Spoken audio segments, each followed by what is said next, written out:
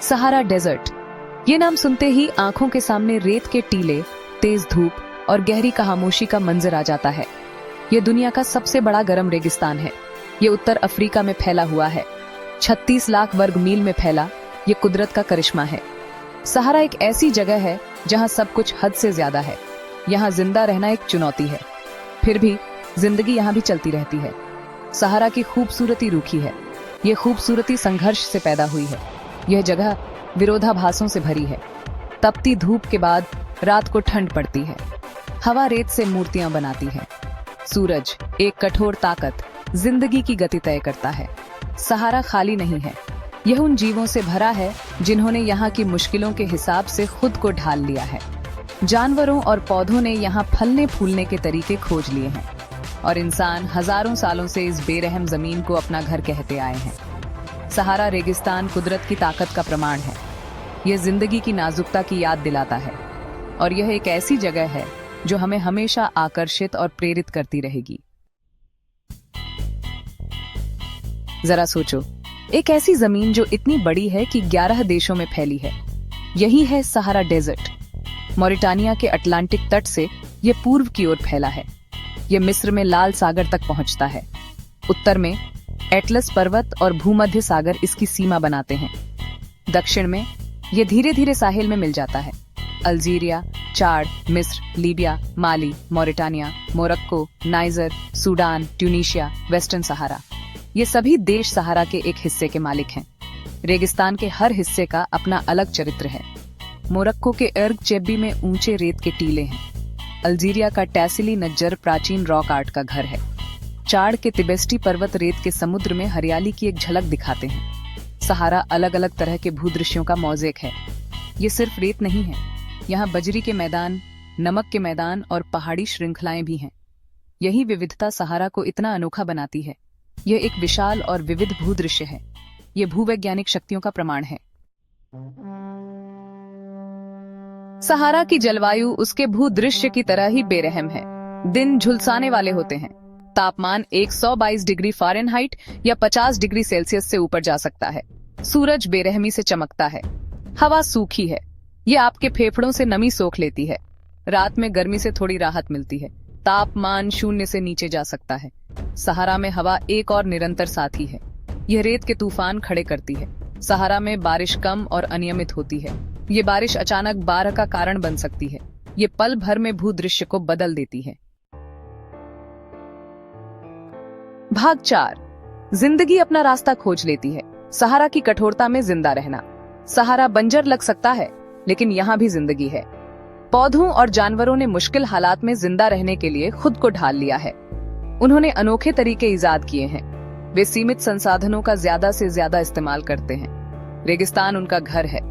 पौधों ने पानी बचाने के लिए खुद को ढाल लिया है। कुछ, जैसे बबूल का पेड़, की जड़ें गहरी होती हैं।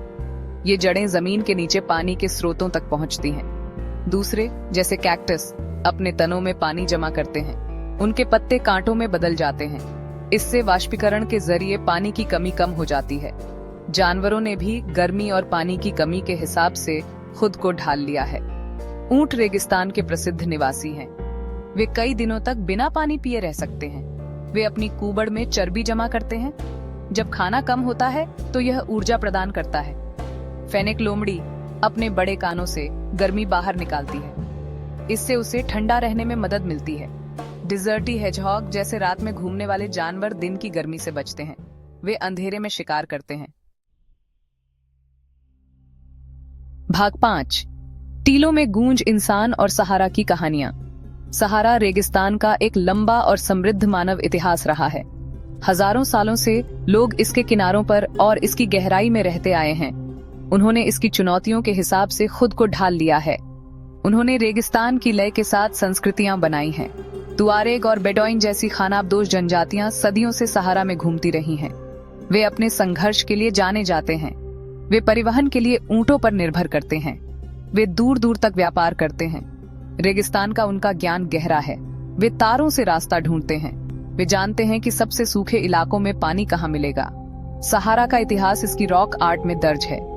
प्राचीन पेंटिंग्स और नक्काशी उस समय को दर्शाती हैं जब सहारा एक हरी भरी जगह थी। वे शिकार, नृत्य और दैनिक जीवन की कहानियां सुनाती हैं। अतीत की ये झलकियां हमें याद दिलाती हैं कि सहारा हमेशा से बदलती हुई जमीन रहा है। भाग 6, सहारा का बुलावा, पर्यटन और अस्तित्व की लड़ाई।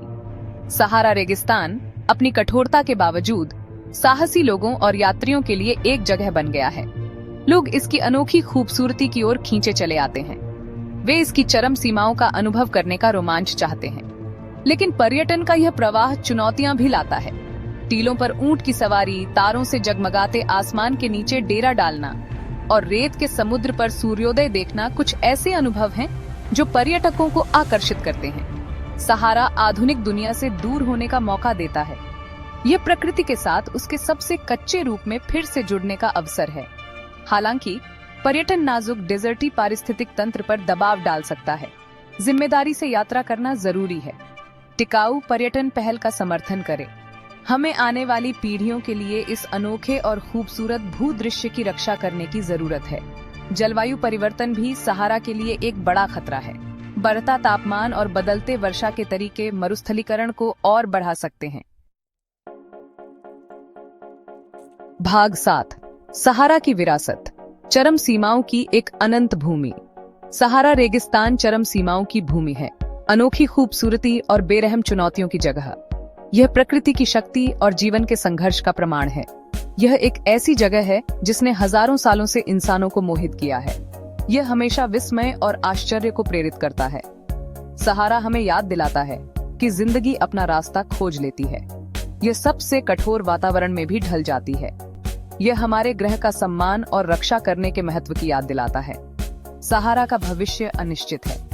जलवायु परिवर्तन और मानवीय गतिविधियां इसके नाजुक संतुलन के लिए खतरा हैं। रेगिस्तान के सबक से सीखना हमारी जिम्मेदारी है। हमें प्रकृति के साथ तालमेल बिठाकर रहने का प्रयास करना चाहिए। सहारा की कहानी एक याद दिलाती है कि हमारा ग्रह अनमोल है। इसके भूदृश्य, यहाँ तक कि सबसे चरम, हमारे संरक्षण के लायक हैं। सहारा की खूबसूरती हमें अपने ग्रह के बेहतर रक्षक बनने के लिए प्रेरित करे।